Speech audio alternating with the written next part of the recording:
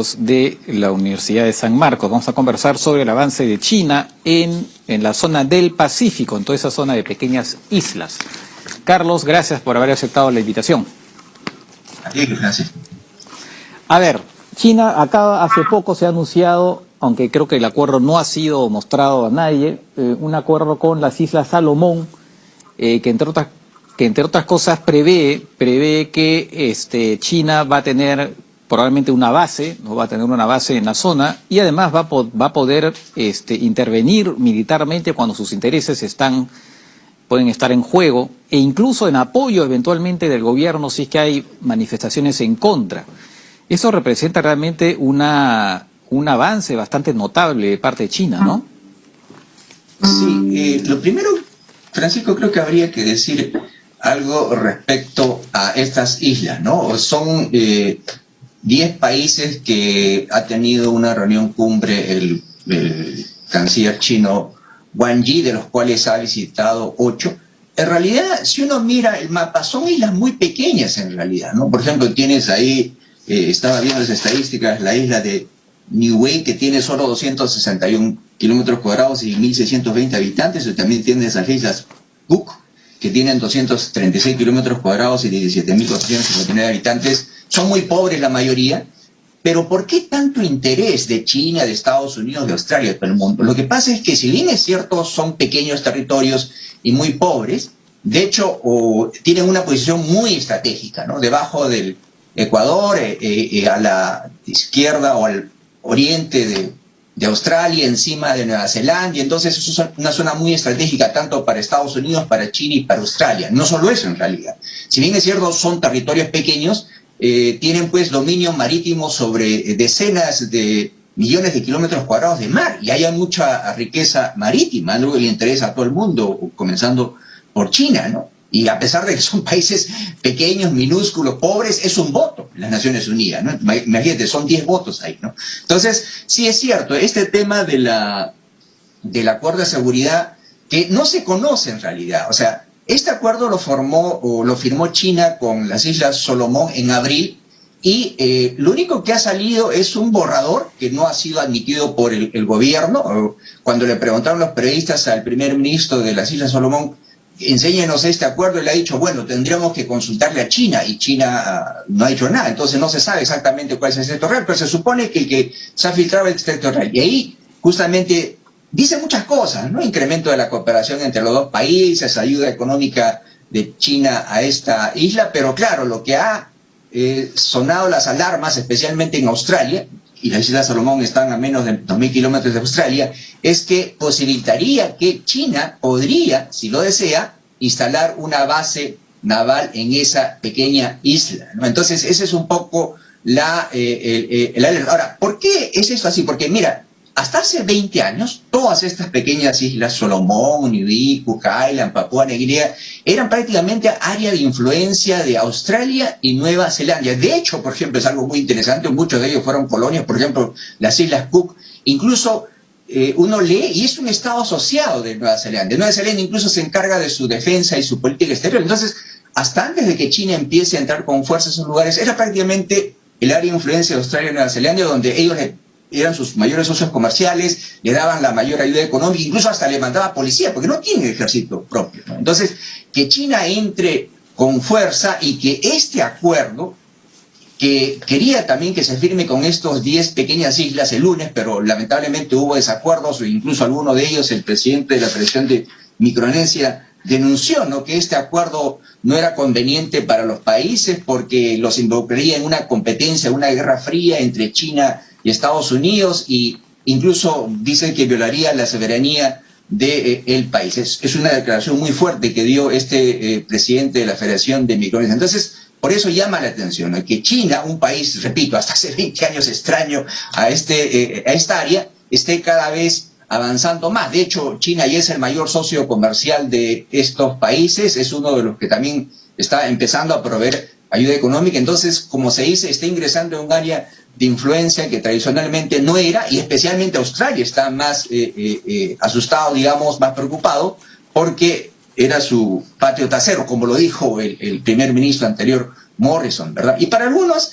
esta política activa de China es una respuesta en cierta forma, a la política más activa de Estados Unidos, que para algunos quiere contenerla ahí, ¿no? ¿Recuerdas tú que la semana pasada estuvo Biden en Asia, donde fortaleció este cuadrilátero de seguridad que engloba a a Estados Unidos, India, Japón y Australia? Entonces China está respondiendo también. Y es increíble cómo el canciller chino está gastando 10 días. Y no solo eso, Francisco. Tú sabes que, por ejemplo, Kiribati prácticamente está cerrado al mundo. No admite extranjeros. Entonces, que haya hecho una concesión especial para que venga el primer ministro chino es una gran cosa, ¿no? También la otra isla de Samoa también. Incluso el primer ministro de Samoa bromeaba, ¿no?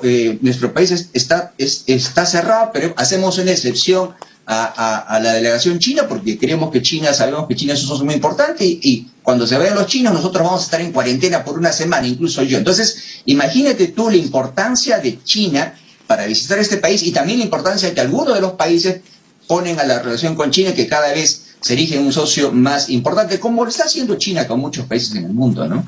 Claro, pero eso que tú decías, efectivamente, que China intentó enrolar a más países en su política de seguridad, ¿no? Además, eso fue sobre la base de una reunión, una cumbre, digamos, vía Zoom, ¿no? Vía Zoom, efectivamente, y ahí no aceptaron. Aceptaron, sí, podemos cooperar en varias cosas, temas ambientales, salud, lo que quieran, pero el tema de seguridad, eso sí no. O sea, ahí como que, además, por otro lado están reaccionando Australia y Estados Unidos, ¿no? Donde también están lanzando una ofensiva dirigida a esos países, por ejemplo, en el tema de la lucha contra la pesca ilegal, de la cual China obviamente es sobre todo responsable. Entonces, parece que en estos momentos Estados Unidos también y Australia están reaccionando y parece que hubiera tenido éxito porque, como tú decías, no han aceptado esos países las propuestas chinas en materia de seguridad, ¿no? Sí, mira, el jueves 26 empezó la visita del canciller Wang Yi. El 27, el día siguiente, o sea, primero llegó a las Islas Solomón, donde firmó este acuerdo de seguridad con China en abril. El día siguiente, la recién elegida canciller de Australia, Perry Wong, fue justamente a Fiji. Y parece que conversó por ahí, y parece que le convenció a algunos, dice, presionó, no sé cuál sea la palabra exacta, pero yo creo que estos pequeños países, si son pequeños, pobres, en realidad son bastante independientes. Lo que un poco también no gustó a algunos de ellos es que dijeron varios de ellos, incluso el de Samoa dijo, ¿no? Este tema de un acuerdo de seguridad es un tema muy importante y debía haberse discutido como grupo. Entonces China un poco que vino y puso el acuerdo ahí firme. Entonces para algunos no les gustó eso, ¿no? Dijo, vamos a pensarlo, debemos pensarlo como grupo. Incluso no solo eso, incluso dijo, hay un famoso foro de las Islas del Pacífico donde hay 18 países, ¿no?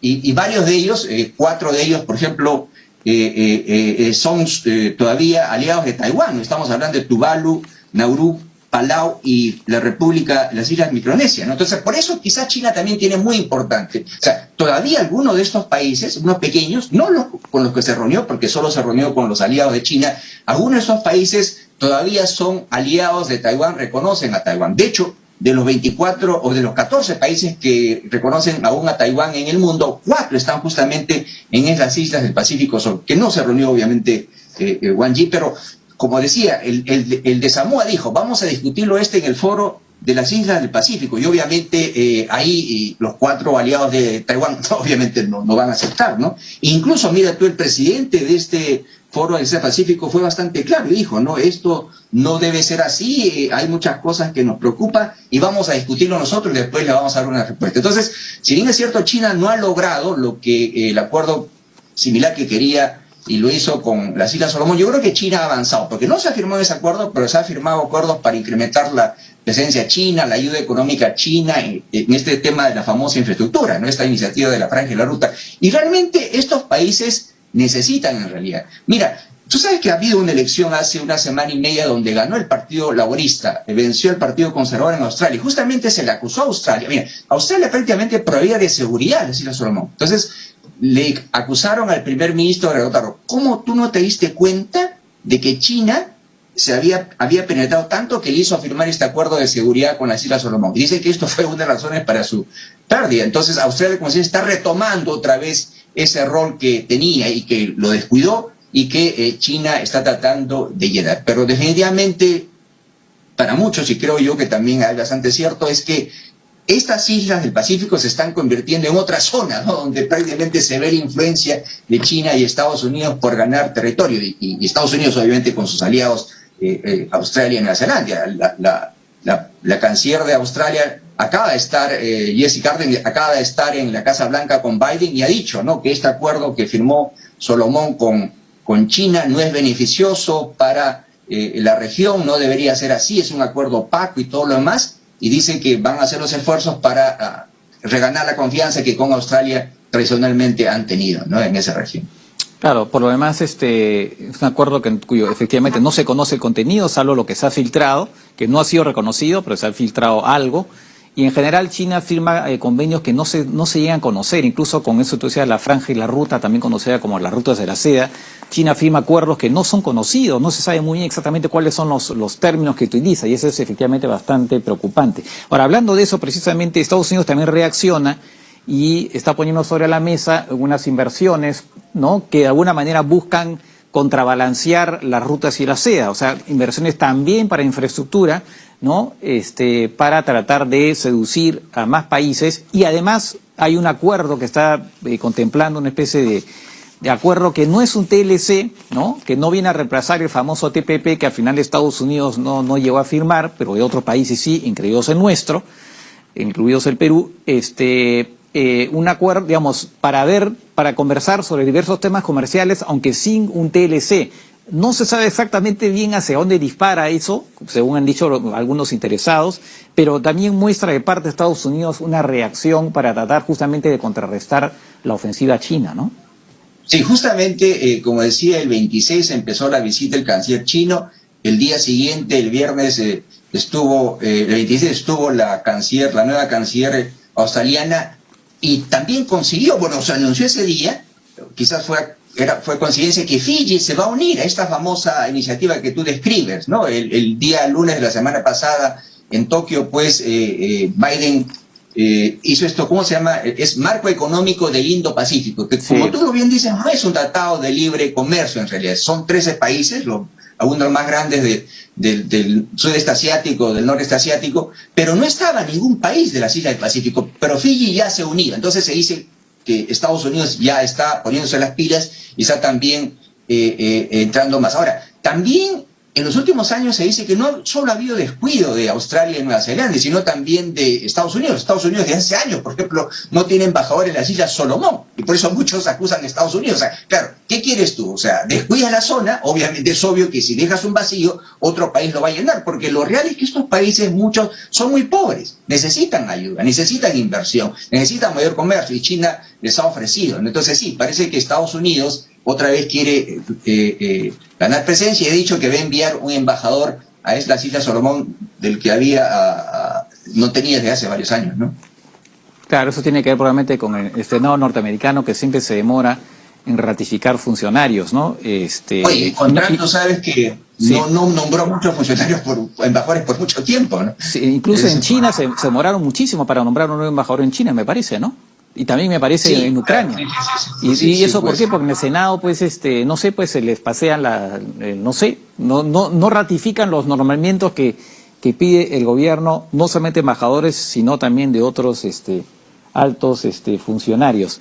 Bueno, en todo caso estamos... Y debería ser un poco más fácil, porque tú sabes que en Estados Unidos, a diferencia de otros países, ahí hay una proporción bastante interesante de embajadores políticos, no de carrera, ¿no? Pero incluso así parece que se demora, amigos del presidente, expertos en esas áreas, pero aún así se demoran, ¿no?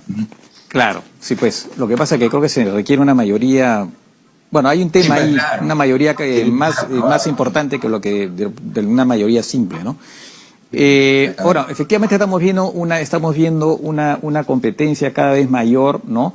Porque es interesante porque Estados Unidos, obviamente, para Estados Unidos China sigue siendo el principal problema, pero ha sido distraído por el tema de Ucrania. Y ahora por fin Biden, después de más de un año de presidencia, ha podido ir a Asia y a ver a sus socios. Ahora, viendo el tema precisamente de la ruta, la franja y la ruta, ¿qué opinas tú de lo que está pasando en Sri Lanka, que es un país que efectivamente se acogió a ese programa, que se ha endeudado de manera brutal, ¿no? En particular en relación con la construcción de un puerto por una empresa china y con un préstamo chino. Y ahora el país está al borde de una convulsión y encima con este tema alimentario, pues, bueno, ya cayó el primer ministro, pero la cosa está muy caliente. O sea, pareciera que fuera un caso de escuela de eventualmente la franja y la ruta puede tener, digamos, en algunos casos puede tener un efecto también muy complicado, ¿no? Sí, aunque no diría que exactamente la causa de la crisis de la deuda ha sido el préstamo chino, porque recuerda tú que se supone que, es cierto, Sri Lanka se endeudó por un monto muy grande, pero China se supone que se está cobrando en el sentido de que ha obtenido una concesión del puerto por 100 años, ¿no? Entonces, en cierta forma, China se va a pagar. El problema es que lamentablemente ha habido pues un desmanejo de la economía bastante grande en Sri Lanka, ¿no? Los subsidios del gobierno altos, subían los precios y en vez de pasarlo a los consumidores, el gobierno gastaba subsidios, entonces no se ha desarrollado, pues. Ahora, Sri Lanka, uno de los golpes más grandes, aparte obviamente del gobierno, del manejo económico, ha sido el turismo. Tú sabes que hay muchos países que dependen del turismo. Creo que Sri Lanka, creo que como el 25-30% de su Producto Bruto Interno es por turismo. Imagínate tú, 2 años cerrados, obviamente cualquier país lo puede poner a la quiebra, y eso ha pasado con Sri Lanka. Entonces, es una serie de cosas, ¿no? De manejo económico, el golpe fuerte que ha tenido el COVID, y encima el tema de la deuda, donde la parte de China, yo no le echaría a China en particular, pero sí, definitivamente la deuda externa se endeudó demasiado y no ha podido pagarlo, ¿no? Y tienen este problema. Ahora, aparte de eso, la corrupción es tremenda, ¿no? Una familia que está en el gobierno desde hace varios años y todo esto es una combinación explosiva, pues, ¿no? Claro, eso que tú decías, efectivamente, que China ha obtenido. Porque normalmente cuando hay concesiones, porque pues, le estoy explicando al público, ¿no? Cuando un país quiere construir infraestructura, una opción son las famosas APPs, que son asociación público-privada, ¿no? Que tú no tienes el dinero para construir un aeropuerto, no tienes el dinero para hacer un puerto, para construir una autopista, entonces haces una licitación para que sea una empresa privada que haga el proyecto y le das por 30, 40 años la concesión y se cobra con el peaje, se cobra con las tarifas del aeropuerto, del puerto, ¿no? Pero son 30, 40 años de concesión. Lo que ha obtenido China son 99 años que va a tener el puerto, o sea, es casi una cesión de soberanía de alguna manera, o sea, y eso es lo terrible en el caso de este puerto de Sri Lanka, que tampoco se nota muy bien cuál es la rentabilidad, ¿no? Ese es el problema que está presentando. Claro, ese es el problema, ¿no? Quizás no ha habido, claro, lo que pasa es que como para muchos gobiernos es bastante tentador, ¿no? Que venga un gobierno extranjero y le ofrezca una cantidad ingente de dinero, y tú sabes que China, comparado con otros países, tampoco pide muchas condiciones, ¿no? Muchos requisitos para dar el préstamo. Pero el tema es, obviamente, ahí también otro esquema de corrupción. Se habla, ¿por qué Sri Lanka tomó tanto dinero si sabía que no le iba a pagar? ¿Por qué se comprometió a hacer un puerto si sabía que el puerto estaba sobredimensionado? Porque no podía pagar con las operaciones. Entonces ahí obviamente tienes otro problema de desmanejo económico, de corrupción y muchas cosas más, ¿no? Sí, pues el problema es ese, ¿no? Si tenemos gobiernos débiles, si tenemos gobiernos con problemas de corrupción, instituciones débiles, es obvio que un gobierno extranjero que ofrece bastante dinero a ese gobierno, la posibilidad de que ese dinero sea manejado es bastante alto, definitivamente. Claro, efectivamente. Bueno, muy bien, vamos a seguir, bueno, hay otros temas que quería hablar contigo, con el tema de Shanghái, en fin, del tema del COVID, pero creo que ya se nos ha acabado el tiempo, eso será para otra oportunidad. En todo caso, Carlos, gracias por estas explicaciones y pues nada, como digo, conversaremos nuevamente. Claro que sí, saludos. Gracias. Bien, la pregunta del día